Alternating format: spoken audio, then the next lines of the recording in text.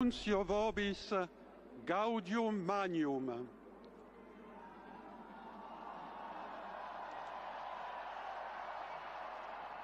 Habemus papam.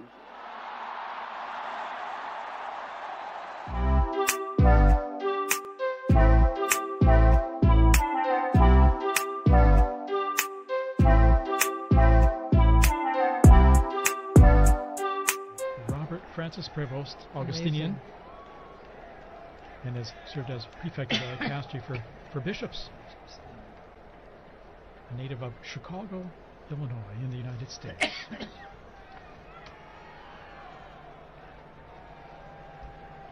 Well, and so as we said, May bago ng Pope, may bago ng Pope.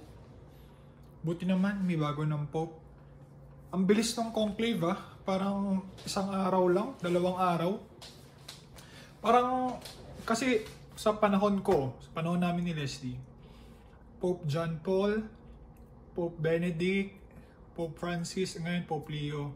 So, sa lifetime, more than 30 years namin ni Leslie na dito sa Earth, 4 na Pope na, so 3 beses na nag-conclave. Ang bilis nung kay Pope Leo.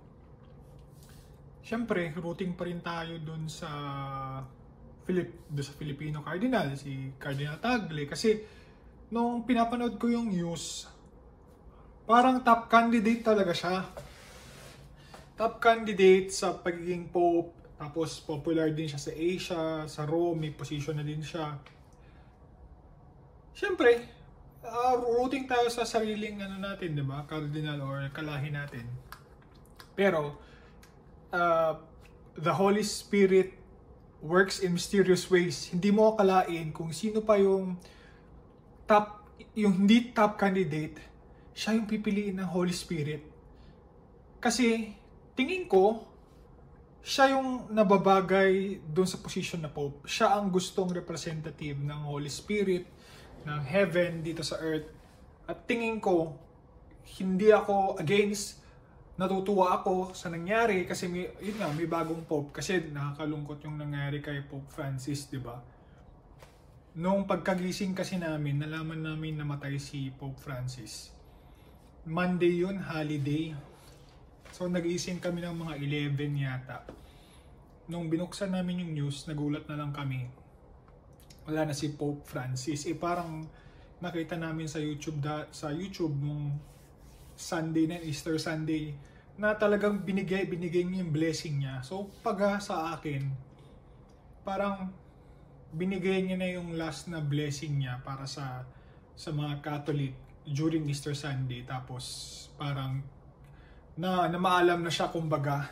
Yun yung tingin ko at yung napapanood ko sa YouTube na sobrang ginawa niya lahat para mabigay yung Easter blessing para sa lahat. Yun yung nakakalungkot. Nag-mourn tayo ng 9 days, syempre, Katoliko tayo. At buti naman, ngayong araw na to, kasi kaninang 11 ko pa, kasi nag-announce 11 pa eh. Nihintay ko talaga, nag-stream talaga ako sa YouTube.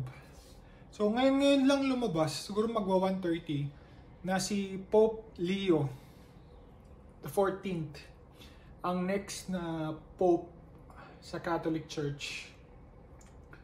Which is a first time din na si Pope Leo is American, kumbaga, meaning taga United States of America.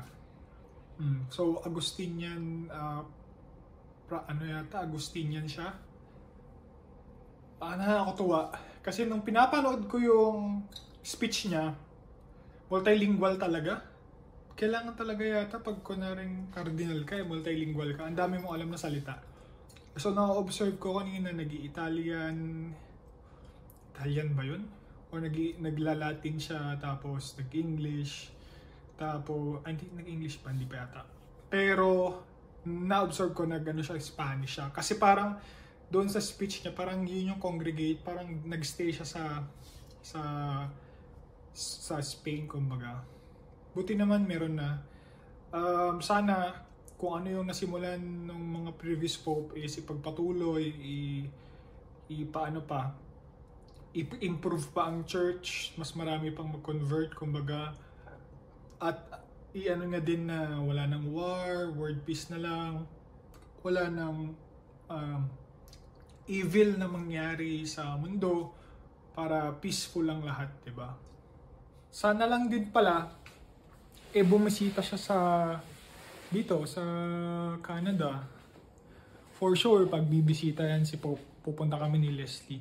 Most likely, marami namang Katoliko dito sa Canada. Pero madami na din ng ibang religion, halo-halo, since multicultural ang Canada. Marami din Katolika, marami din Catholic Church dito. May malapit sa amin. Bawat city meron. Okay naman yung church, marami namang mga Katoliko. Tapos pag titignan mo, hindi lang mga Pilipino yung nandun. Iba't ibang lahi talaga. Na-observe ko, iba't ibang lahi talaga.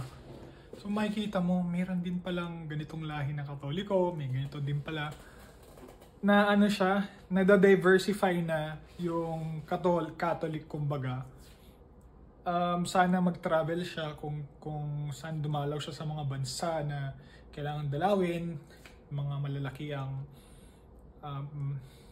mga Katoliko, puntahan niya, yung mga mahirap na country, magbigay siya ng pag-asa sa mga faithful, kumbaga. Pero I hope Pope Leo, mabuhay siya ng matagal, serve the church na matagal, hanggang kaya mo. And good luck. Pagdadasal ka namin na alam ko yung pagiging leader, lalo na yan. Kasi imagine mo, CEO, ikaw yung presidente, ikaw yung head ng isang company. 100 na tao, 1,000 na tao. Diba? Sobrang hirap ng i-manage yun. Sobrang hirap i-manage. How much more yung 1-point-something billion na taong i-manage mo? Hindi, sobrang hirap pa. Ang hirap nun, billion ng ililid mo. May mga scandal pa. Siyempre, ayaw natin ng mga ganyan. Sa totoo lang, stressful din yung position na yan. Kumbaga, mahirap din talaga. Ang stress kasi nakakamamatay din yan kahit sa leader ng simbahan. Pag mga stress na ganyan, mahirap,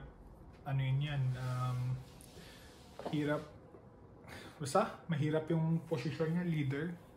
Pero hindi naman siya pinili ng Holy Spirit kung hindi niya kaya. Yun lang naman sa akin. Kaya niya yan. Pinili siya. So, suportahan natin siya, di ba? Suportahan natin. Good luck po sa bagong Pope.